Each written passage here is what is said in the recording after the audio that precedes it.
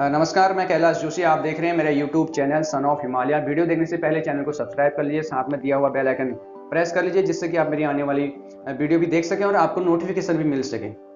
मेरे पास एक न्यूज़पेपर है, इसमें जो है एक खबर छपी हुई है, एमएसपी से कम कीमत पर खरीद की तो 3 साल की सजा और जुर्माना।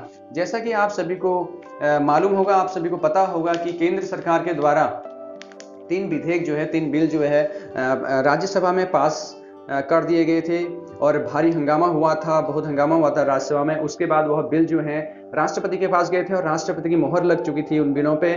उन बिलों विधेयकों को जो है मंजूरी मिल चुकी थी और वह जो है कानून में तब्दील हो गए थे। इसी बीच जो है जगह जगह पूरे भारत में, पूरे देश में जो है किसानों के द्वारा धरना प्रदर्शन किए जा रहे थे, ट्रेनें रोकी जा रही थी, सड़कें जाम की जा रही थी।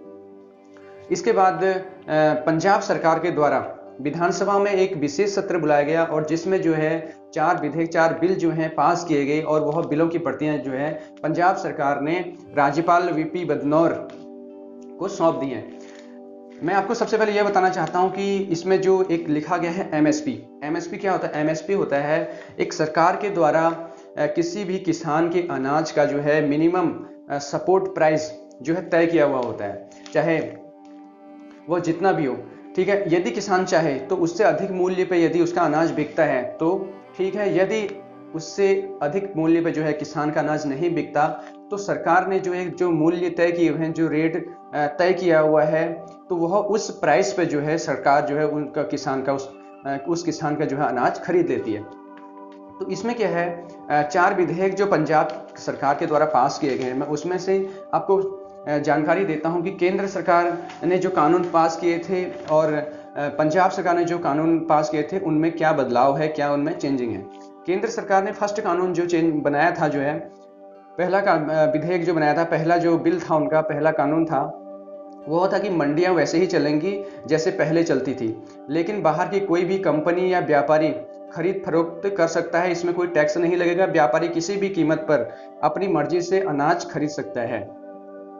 केंद्र सरकार का कहना था कि मंडियां जैसे पहले चल रही थी वैसी चलेंगी, लेकिन जो बाहर की जो कंपनियां हैं, कोई भी कंपनी या व्यापारी जो है अनाज की खरीद फरोख्त कर सकता है। ठीक है, इसमें किसी प्रकार का टैक्स नहीं लगेगा। व्यापारी किसी भी कीमत पर जो है, किसी भी कीमत पर, जैसे पहले से एमएसपी था, एक रेट तय था, लेकिन अब जो कानून बना है केंद्र सरकार के द्वारा, उसमें कहा गया कि व्यापारी किसी भी दर पे जो है अपनी मर्जी से अनाज खरीद सकता है। और इसके विपक्ष में जो है एक पंजाब सरकार ने जो कानून बना रखा है, उसमें क्या लिखा गया है, उसमें क्या कहा गया है? उसमें कहा गया है कि व्यापारी गेहूं व धान एमएसपी से कम पर नहीं खरीद सकता। जो मिनिमम सपोर्ट प्राइस है उससे कम रेट पर जो है व्यापारी गेहूं और धान नहीं खरीद सकता। अगर खरीदता है तो 3 साल की सजा और जुर्माना होगा। उस व्यापारी को क्या होगा? 3 साल की सजा होगी और जुर्माना होगा। कंपनी के साथ भी ऐसा ही होगा। यदि कंपनी खरीदती है कम रेट पे तो उसके साथ भी, कंपनी के साथ भी यही लागू होगा, 3 साल की सजा होगी और जुर्माना होगा। और जीरो टैक्स भी पंजाब सरकार को मंजूर नहीं होगा। टैक्स और जो है जीरो टैक्स भी जो है पंजाब सरकार को मंजूर नहीं होगा। उसके बाद जो दूसरा कानून केंद्र ने बनाया था, केंद्र ने कानून बनाया था किसान अपनी फसल को कहीं भी खरीद व बेच सकते हैं, कोई रोक टोक नहीं होगी। जो किसान है वह जो है अपने अनाज को कहीं भी बेच सकता है। ठीक है, उसमें कोई रोक नहीं होगी। तो और उसके विपक्ष में जो है पंजाब सरकार ने, जो पंजाब सरकार का किसान बिल है, उसमें क्या लिखा गया, उसमें क्या कहा गया? उसमें यह कहा गया है सरकार ने रोक लगा दी है।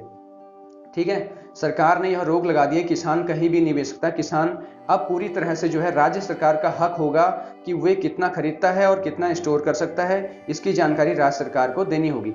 ठीक है, यह है दूसरा बिल।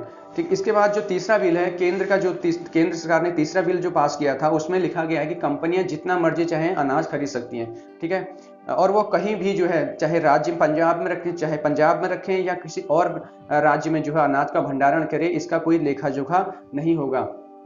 ठीक है, यह जो है बताना बिल्कुल जरूरी नहीं है कि वह अनाज को खरीदकर कहाँ लेके जा रहे हैं, कहाँ रख रहे हैं, इसका कोई विवरण नहीं दिया जाएगा। ठीक है, पंजाब सरकार ने क्या कहा अपने कानून में, अपने बिलों में क्या उन्होंने कहा है? उन्होंने कहा कि अब खरीद केवल राज्य सरकार की देखरेख में होगा। यदि कोई भी व्यापारी अनाज खरीदता है तो यह खरीद फरोख्त जो होगी राज्य सरकार की देखरेख में होगी और कोई भी व्यक्ति सरकार की मंजूरी के तहत खरीद सकता है। जो कोई भी जो व्यापारी है वह राज्य सरकार की जो मंजूरी है उसके तहत जो है अनाज जो है खरीद सकता है। सरकार को लिमिट तय करने का अधिकार, सरकार को एक लिमिट तय करने का जो है अधिकार होगा कि व्यापारी कितना अनाज खरीद सकता है।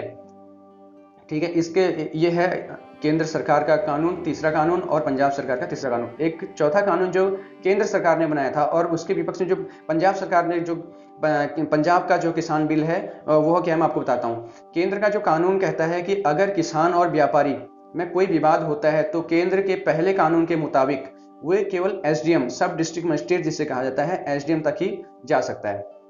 केंद्र सरकार का कहना है कि यदि किसान और व्यापारी के बीच किसी भी प्रकार का जो है विवाद होता है तो किसान क्या है कि केवल एसडीएम तक ही जा सकता है, सब डिस्ट्रिक्ट मजिस्ट्रेट तक ही किसान जा सकता है। लेकिन पंजाब सरकार ने जो कानून बनाया है उसमें क्या कहा है, उसमें क्या कहा गया है कि अनाज खरीदने वाली कंपनी से किसी भी प्रकार का विवाद होने पर अब किसान सिविल कोर्ट भी जा सकता है। यदि व्यापारी या किसान, जो पंजाब सरकार का चौथा बिल जो है उसमें यह लिखा गया है कि जो अनाज खरीदने वाली जो कंपनी होगी, यदि किसान और अनाज खरीदने वाली कंपनी के बीच किसी भी प्रकार का विवाद होता है तो किसान जो है अब एसडीएम तक ही नहीं, किसान जो है सिविल कोर्ट तक भी जा सकता है, सिविल कोर्ट में जो है व्यापारी की शिकायत को कर सकता है।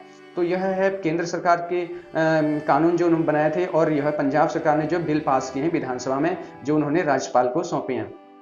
धन्यवाद। अगर वीडियो अच्छी लगी तो बिल्कुल कमेंट कीजिए और अपने सजेशन दीजिए ताकि मैं जो है आपके लिए इससे अच्छी जो जानकारियां जो हैं आपको दे सकूं। धन्यवाद।